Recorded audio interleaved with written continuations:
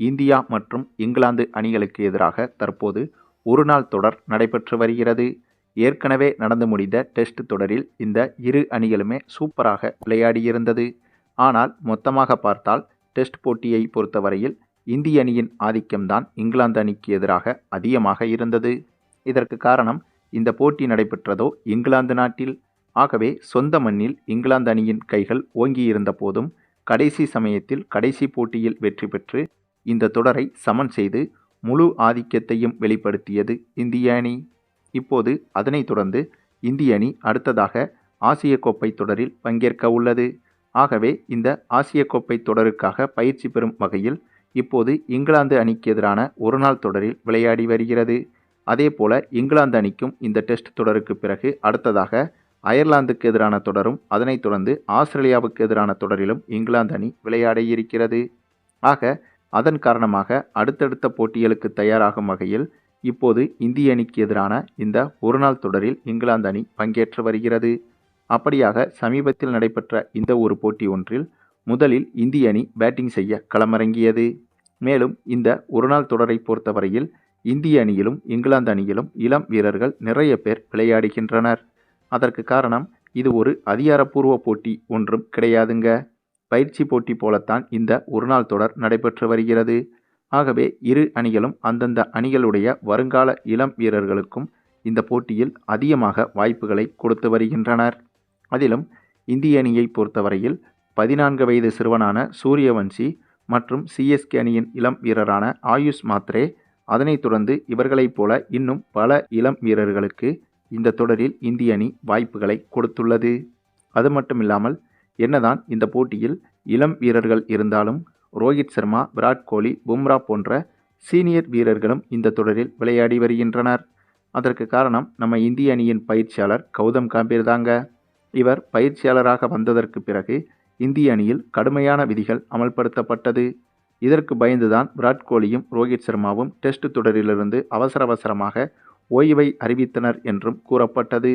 அந்தளவுக்கு கௌதம் கம்பீரின் நடவடிக்கை என்பது மிக மிக தீவிரமாக இருக்கிறது.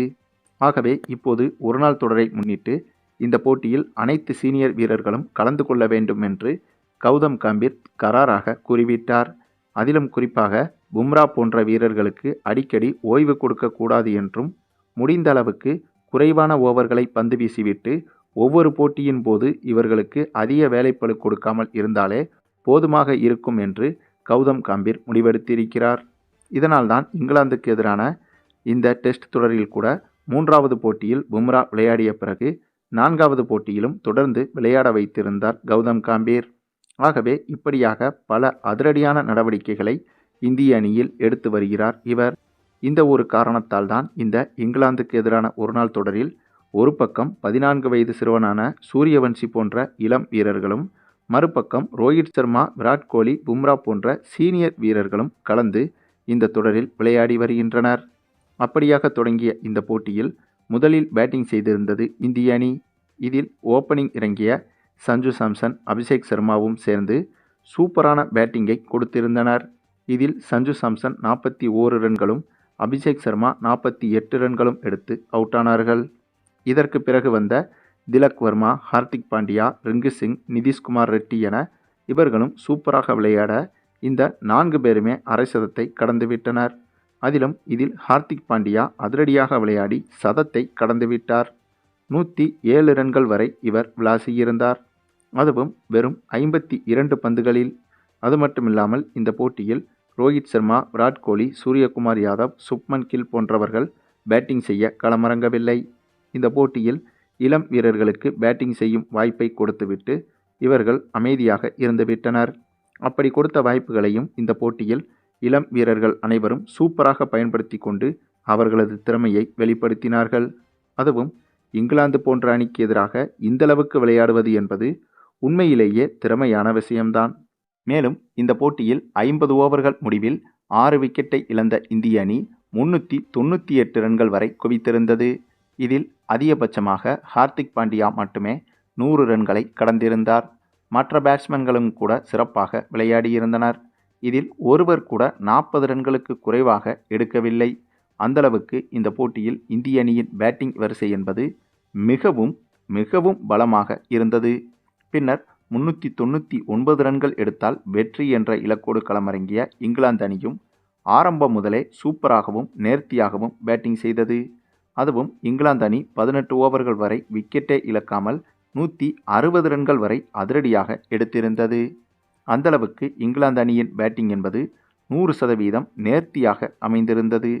அதன் பிறகு சரியாக 22வது ஓவரில் இங்கிலாந்து அணியின் முதல் விக்கெட்டை நம்ம முகமது சிராஜ் வீழ்த்த, அதன் பிறகு நம்ம முகமது சிராஜும் ஜாஸ்பிரிட் பும்ராவும் ஜோடி போட்டு மாற்றி மாற்றி ஒவ்வொரு விக்கெட்டுகளையும் வீழ்த்த, இதனால் எளிதாக வெற்றி பெற வேண்டிய இந்த போட்டியில் இங்கிலாந்து அணி லேசாக தடுமாறியது. ஆனாலும் கூட கடைசி ஓவர் வரை வந்த இங்கிலாந்து அணி கடைசி ஓவரின் 6 பந்தில் 10 ரன்கள் எடுத்தால் வெற்றி என்ற சுலபமான சூழலில்தான் இருந்தது. அதுவும் இங்கிலாந்து அணி அப்போது 5 விக்கெட்டுகளை மட்டுமே இழந்திருந்தது. இதன் காரணமாக எப்படி பார்த்தாலும் 5 விக்கெட்டுகள் கைவசம் இருக்கும்போது வெறும் 6 பந்தில் 10 ரன்களை எடுப்பது என்பது இங்கிலாந்து அணிக்கு மிகவும் சுலபம்தான். ஆனால் அந்த கடைசி ஓவரை வீசியது நம்ம பும்ராங்க. இந்த ஓவரில் இவர் சிறப்பாக பந்து வீசி வெறும் 7 ரன்கள் மட்டுமே கொடுத்து 2 விக்கெட்டுகளையும் கைப்பற்றியிருந்தார். இதனால் இந்திய அணி 2 ரன்கள் வித்தியாசத்தில் இந்த போட்டியில் அபாரமான வெற்றியை பெற்றது.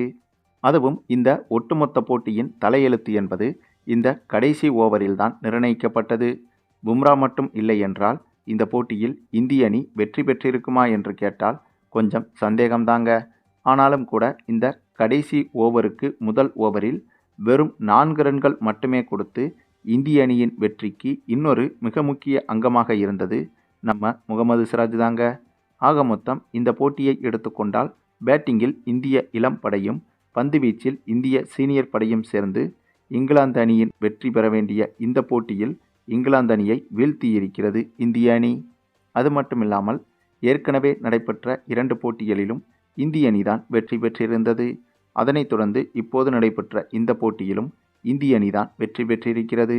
ஆகவே இங்கிலாந்து அணிக்கு எதிராக இந்தளவுக்கு ஒருநாள் போட்டிகளில் இந்திய அணி ஆதிக்கம் செலுத்துகிறது என்றால் கண்டிப்பாக இந்திய அணியின் பலம் என்ன என்பதை உணர வைத்துவிட்டது.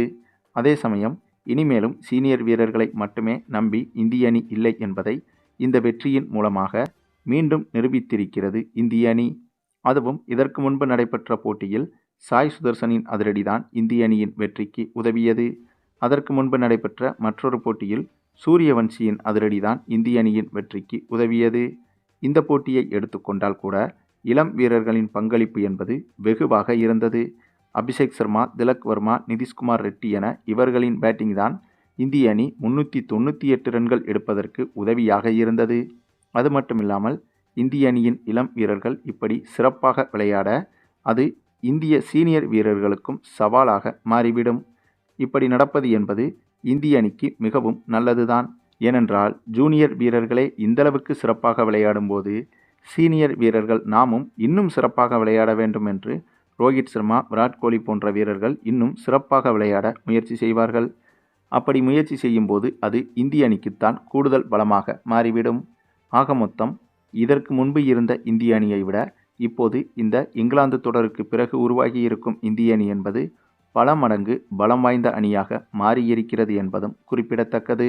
மேலும் இந்த வீடியோ பிடிச்சிருந்தா லைக் பண்ணுங்கள், மற்ற அனைவருக்கும் ஷேர் பண்ணுங்கள், மறக்காமல் நம்ம சேனலை சப்ஸ்கிரைப் பண்ணுங்கள்.